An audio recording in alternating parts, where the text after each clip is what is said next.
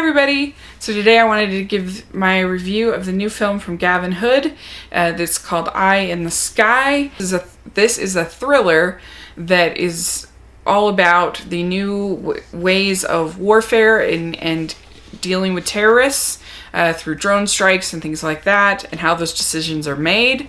It's really more of a political thriller than anything else, and it has a lot of pretty big name stars in it. The lead is Helen Mirren, who plays a military colonel who finds out that there are 3 of the top wanted terrorists in East Africa that are meeting in this particular house, and wants to get approval to target a missile on the house.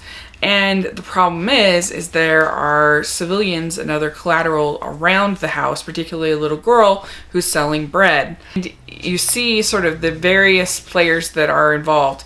You have, like I said, Helen Mirren playing the colonel.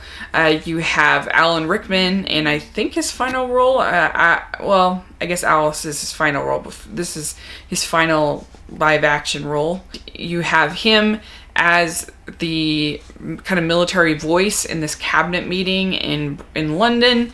You have various moments where you get the Secretary of State of the United States. You have Aaron Paul, who plays an Army or Air Force or something, guy in Las Vegas who actually runs the drone. And then you have another lady who's in Hawaii who does the facial recognitions, because you have to have a verified facial recognition in order to make the strike. So there's all these different, Burkhard Abdi, who was one of the terrorists in Captain Phillips. He plays an undercover agent, basically, sent in to try to buy the bread and try to send in this little bug camera thing and operate it so that they can get more information. And I have to say, I was genuinely entertained by this film. I thought it was really well done as far as pacing and performances, and it keeps you on the edge of your seat, what's going to happen. But there was one point where it really did kind of lose me, because I did feel like it felt a little too perfect, the way that this one child and all the things that they have to do to try to save this child. To me, it seemed a little propaganda-y. Like, this would be the ultimate tool that you could give to somebody who was not in favor of this type of terrorism, and you could be like, look how careful we are, we did all of this.